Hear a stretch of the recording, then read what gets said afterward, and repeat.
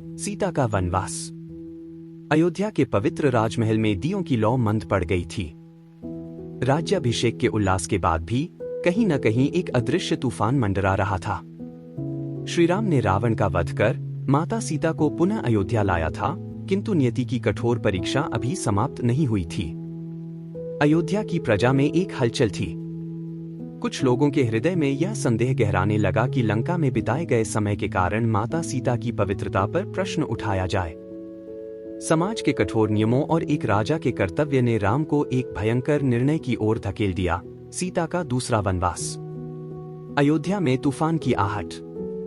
राम राज्य का प्रारंभ हो चुका था। अयोध्या में सुख, शांति और समृद्धि थी। राजा राम न्यायप्रिय थे और धर्म का पालन करते थे।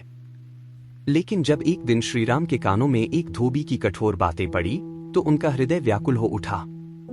धोबी ने अपनी पत्नी को घर में प्रवेश करने से मना कर दिया और कहा, मैं राजा राम नहीं हूं जो अपनी स्त्री को स्वीकार कर लूं जो पराए घर में रही हो। यह सुनकर श्रीराम गहरी सोच में डूब गए। क्या एक राजा को केवल अपने परिवार का सुख देखना चाहिए या पूरी प्रजा के विश्वास को बनाए रखना चाहिए? उन्होंने निःशब्द सीता की ओर देखा। माता सीता, जिन्होंने रावण की कैद में रहकर भी अपनी पवित्रता सिद्ध की थी, जिनका जीवन अग्नि परीक्षा से होकर गुजरा था, क्या अब भी उन्हें परीक्षा देनी होगी?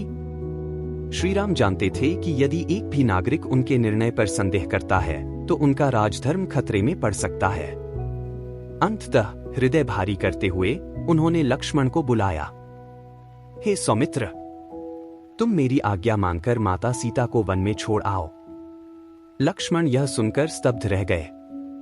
उनकी आंखों में अश्रु भर आए। भैया, यह कैसा अन्याय है? माता ने तो पहले ही अग्नि परीक्षा दे दी है, फिर से वनवास क्यों? श्रीराम की आंखों में वेदना थी, परंतु उनका निर्णय अटल था। राजा का धर्म व्यक्ति की भावनाओं से बड़ा होता है। लक्ष्मण मन ही मन दुखी थे, परंतु आदेश का पालन करना उनका कर्तव्य था। वे माता सीता को लेने महल पहुंचे। माता सीता का दूसरा वनवास। जब लक्ष्मण महल पहुंचे तब माता सीता गर्भवती थी। उनके मन में अयोध्या में एक सुखी जीवन की कल्पना थी। वे अपने होने वाले संतान के लिए सपने देख रही थी। लेकिन जब लक्ष्मण ने उन्हें वन ले जाने की बात कही तो उनकी आत्मा कांप उठी। क्या मेरे प्रिय स्वामी ने मुझे छोड़ने का आदेश दिया? लक्ष्मण ने सिर झुका लिया। भैया राम को प्रजा के संदेह को दूर करना था, माता। यह उनका राजधर्म है। माता सीता की आंखों में आंसू छलक आए। उन्होंने श्रीराम को मन ही मन याद किया और कहा, यदि यही मेरी नियति है तो मैं इसे स्वीकार करती हूं। सीता ने बिना किसी शिकायत के वन जाने का निर्णय लिया। लक्ष्मण उन्हें लेकर वन की ओर चल पड़े। वाल्मीकि आश्रम में जीवन। वन में कड़ी धूप थी। पक्षियों का कलरव और घने वृक्षों की छाया थी।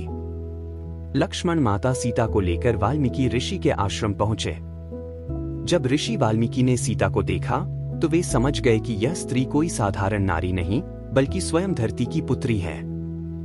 उन्होंने उनका ससम्मान स्वागत किया और अपने आश्रम में स्थान दिया। कुछ समय बाद माता सीता ने 2 पुत्रों को जन्म दिया, लव और कुश। लव और कुश ने आश्रम में ही शिक्षा प्राप्त की।